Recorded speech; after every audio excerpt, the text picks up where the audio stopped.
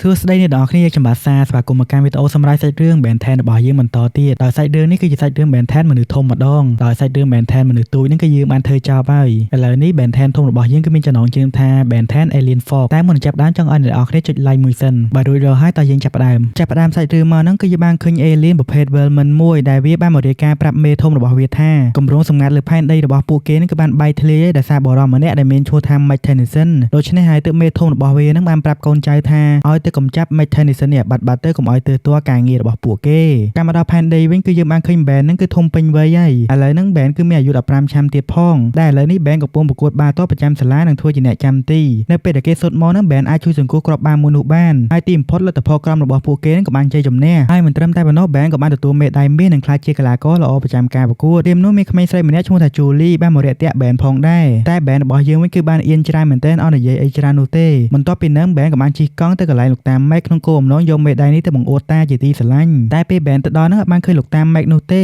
េនៅក្នុងឡានរបស់ពួកគេហ្នឹងបែរជាស្ងាត់ហាក់ដូចជាទុកចោលជាច្រើនថ្ងៃមកអញ្ចឹងមិនដឹងថាមានរឿងអ្វីកើតឡើងនោះទេតែនៅខាងក្រៅវិញគឺមានបរិសម្នាក់ហាក់ដូចជាតាមដាននិងឃ្លាំមើល Ben ផងដែរនៅពេលដែល Ben កំពុងដើររកលោកតា Mac សុកនោះស្រាប់តែមាន DNA លៀនធ្វើការបង្ហាញខ្លួនមកនិងធ្វើការវាយប្រហារមកលើ Ben ហើយ Ben របស់យើងវិញនៅពេលដែលចង់ប្រែកាយនោះនីលកាអមបន្តិចគឺគ្មាននៅលើដៃនោះទៀតទេដូច្នេះហើយ Ben ក៏បានប្រឹងប្រយុទ្ធជាមួយ Alien មួយនេះដោយដៃទទេតែម្ដងតែមិនយូរប៉ុន្មានដោយសារភាពឆ្លាតវៃរបស់ Ben ក៏មានឱកាសកំចាប់ DNA លៀននេះបាត់ទៅបន្ទាប់មក Ben ក៏បានរកឃើញឧបករណ៍ថតវីដេអូរបស់លោកតា Mac ក្នុងមួយរយៈពេលនេះមានពួក Alien ជាច្រើនមែនទែនកំពុងបញ្ចេញសកម្មភាពសម្ងាត់នៅលើផែនដីរួចគាត់នឹងក៏បានកំពុងស៊ើបការនៅលើរឿងមួយនេះផងដែរហើយរឿងមួយទៀតនឹងតាក់ទងនឹងនីលកាអមរិទ្រិចគឺនៅជាមួយលោកតា Mac នោះទេដោយសុវត្ថិភាពហើយនៅពេលដែលលោកតា Mac និយាយចប់ Ben នឹងហាក់ដូចជាផ្លាច់ចិត្តមែនទែនគឺនីលកានៃអមរិទ្រិចនឹងគឺនៅជាមួយ Ben នោះទេមិនចាំយូរ Ben ក៏បានប្រឹងជិះទៅផ្ទះយ៉ាងលឿនដើម្បីទៅរកនីលកាអមរិទ្រិចហើយនីលកាអមរិទ្រិចមួយនេះការពិតទៅ Ben គឺបានដោះវាទុកជាយូរណាស់មកហើយពលគឺមានន័យថា Ben គឺចង់ប្រើជីវិតជាក្មេងប្រុសធម្មតានិងមិនចង់ធ្វើជាវីរៈបុរសអីតទៅទៀតនោះទេដូច្នេះហើយទើប Ben សម្រេចចិត្តដោះនីលកាអមរិទ្រិចមួយនេះទុកចោលតមកទៀតនឹង Ben ក៏បានទៅរកបងស្រីជីដូនមួយរបស់ខ្លួនគឺជាកវ៉ែននឹងឯង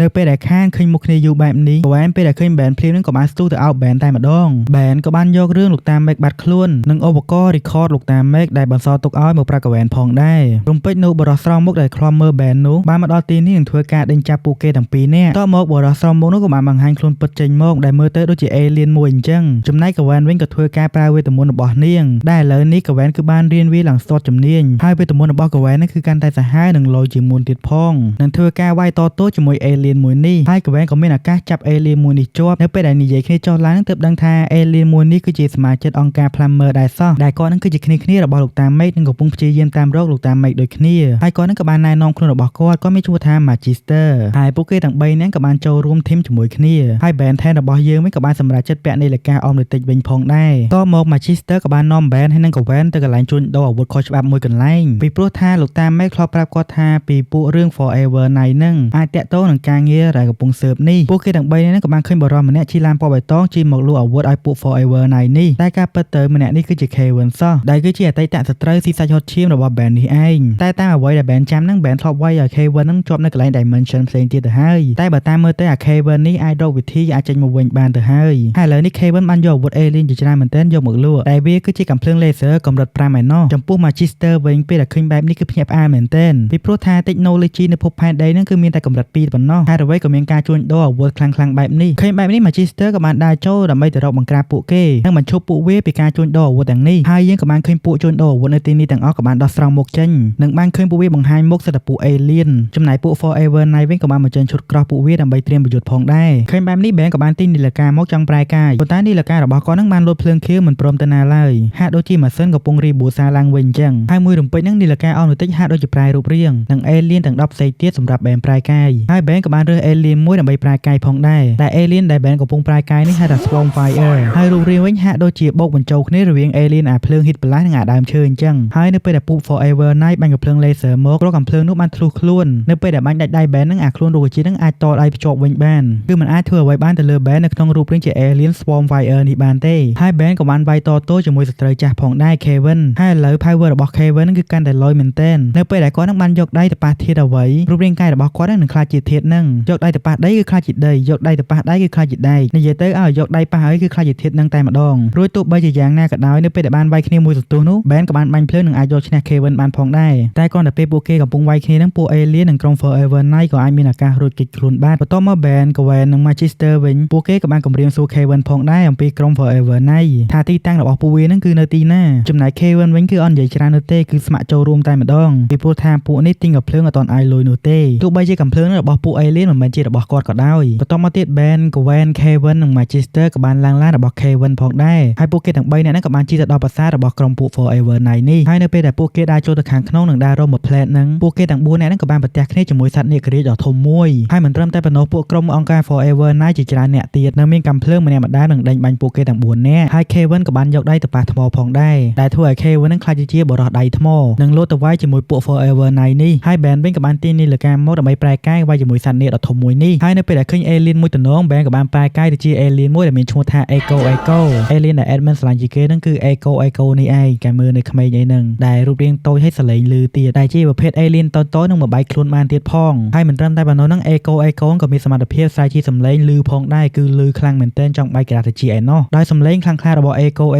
ហើយ Ben ក៏អាចកម្ចាត់សត្វនាគរាជនេះផងដែរតែការពិតទៅមិនមែននាគមែនទែននោះទេគឺជានាគ robot រួចហើយនៅពេលដែលអាចយកឈ្នះសត្វនាគនិងក្រុមពួក Forever Knight នេះចំណែក Manchester វិញគឺទៅរបួសមើលទៅមិនអាចរស់នោះឡើយហើយមុនពេលដែលចិត្តស្លាប់ហ្នឹង Manchester ក៏បានផ្ដាំ Ben ផងដែរថាការជួញដូរអាវុធមួយនេះគឺជាផ្នែកតូចៗរបស់ពួកក្រុម Alien នោះទេហើយលោកតាមេហ្នឹងកំពុងស៊ើបរឿងការងារដ៏ធំមែនទែននិងប៉ះពាល់ទៅដល់សុវត្ថិភាពផែនដីជាខ្លាំងដូច្នេះ Ben ហ្នឹងគឺត្រូវរកដំណោះស្រាយឲ្យបានដូច្នេះពេលដែលឃើញបែបនេះហើយ Kevin ក៏បានសម្រេចចិត្តចូលរួមការងារជាមួយក្រុមពួកគេតែម្ដងជាមួយ Ben Kevin ហើយនិង Kevin ផងដែរហើយ Kevin ហ្នឹងក៏បានយកកំភ្លើងរបស់ពួក Alien មួយដើមមកដើម្បីធ្វើពិធីសូត្រមន្តដើម្បីស្វែងរកប្រភពកំភ្លើងហ្នឹងគឺមកពីណាបន្ទាប់ពីបញ្ចូលមន្តអាគមអីហើយហ្នឹងកំភ្លើងមួយហ្នឹងក៏បានហោះអណ្ដែតទៅមកហើយអ្នកទាំង3ហ្នឹងក៏បានធ្វើដំណើរតាមវាពីក្រោយដល់កន្លែងហាក់ដូចជារោងចក្រមួយហើយ Kevin វិញក៏បានស្ទុះទៅវាយកម្មកររោងចក្រមួយដែលធ្វើការនៅទីហ្នឹងតែការពិតទៅគឺជា Alien ដែលបន្លំខ្លួននោះទេហើយមានស្រោមមុខមួយដែលស្រោមមុខមួយហ្នឹងអាចប្រែកាឡាខ្លួនបានដែល Ben ហ្នឹងក៏បានពាក់វាដើម្បីប្រែកាឡាខ្លួនដើម្បីបន្លំចូលទៅទីហ្នឹងនិងបន្លំខ្លួនចូលទៅខាងក្នុងផងដែរនិងរកឃើញពពួក Alien នេះជាច្រើនផ្សេងទៀតដែលកំពុងធ្វើការនៅទីហ្នឹង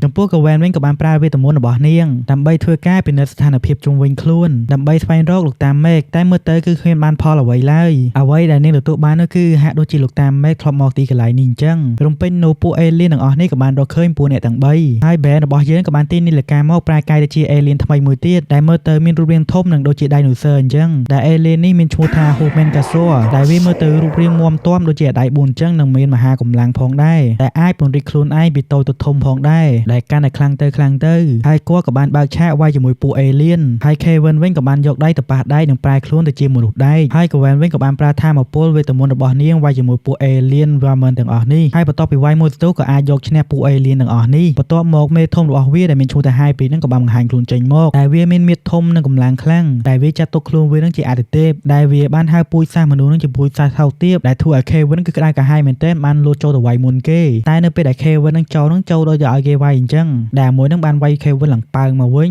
ហើយ Kevin បានព្យាយាមប្រើវេទមន្តរបស់នាងចងអាមេធំ Hybrid មួយនេះតែមិនអាចធ្វើអ្វីឲ្យមួយ Hybrid នេះបានឡើយដូច្នេះហើយពេលដែលឃើញបែបនេះនឹង Ben ក៏បានឲ្យពួកគេទាំងពីរហ្នឹងគឺចាក់ចេញសិនទៅគឺទោះឲ្យខ្លួនគេនឹងគឺវាយមួយស្មើជាមួយអាមេធំ Hybrid នេះតែម្ដងហើយ Ben នៅក្នុងរូបរាងជា Homenkasaur មួយនេះគឺបានវាយតទោជាមួយមេធំ Hybrid នេះទៅវិញទៅមកតែម្ដងតែមើលទៅ Ben គឺមិនអាចវាយឈ្នះអាមួយ Hybrid នេះឡើយហើយបន្ទាប់មកបានបោះ Ben ចេញពីយាននេះផងដែរហើយបន្ទាប់មកទៀតនឹង Hybrid នឹងក៏បានជិះយានដ៏ធំរបស់វានឹងគឺឡើងទៅលើមេឃដើម្បីចង់កំទេចទីក្រុងក្បែរនេះចោលតែម្ដងរឿងសងសឹកដែល3នាក់នេះមករំខានការងាររបស់គេហើយ Ben នៅក្នុងរូបរាងជា Dinosaur នេះក៏បានពង្រីកខ្លួនឯងកាន់តែធំជាងមុនគឺធំគុណនឹង3តែម្ដងនិងដោះឆ្អឹងនៅលើខ្នងរបស់គាត់បានលោតតោងយានដ៏ធំមួយនេះហើយ Ben ក៏បានប្រឹងវាយយានមួយនេះយ៉ាងខ្ទេចខ្ទីនិងខំពឹងទាញខ្សែភ្លើងអីហងនិងធ្វើឲ្យយាននេះធ្លាក់ខូចនឹងដល់ទីកន្លែងវាខ្សាច់មួយហើយ Ben វិញក៏បានធ្លាក់ចុះមកខាងក្រោមនិងរបួសជើងបន្តិចបន្តួចផងដែរហើយ Ben ក៏ឆ្ងល់ផងដែរនៅពេលដែលគាត់ប្រែកាយនៅពេលដែល Alien មានរបួសហើយខ្លួនគាត់ពេលប្រែកាយជាមនុស្សវិញក៏មានរបួសផងដែរមិនដូចពីមុននោះទេហើយនៅពេលដែលព្រឹត្តិការណ៍មួយនោះបានបញ្ចប់ហើយ Ben Kevin និង Kevin ផងដែរពួកគេទាំង3នាក់នេះក៏បានចាប់ដៃគ្នាដើម្បីដោះស្រាយស្ថានភាពនៅលើភពផែនដីជាមួយពួក Alien ទាំងអស់នេះដែលមករាតត្បាតភពផែនដីនេះនិងស្វែងរកលោកតាមេឃផងដែរហើយនៅឈុតចុងក្រោយវិញយើងក៏បានឃើញ Alien Vermin មួយក្បាលមករាយការណ៍ប្រាប់មេរបស់វាថាថ្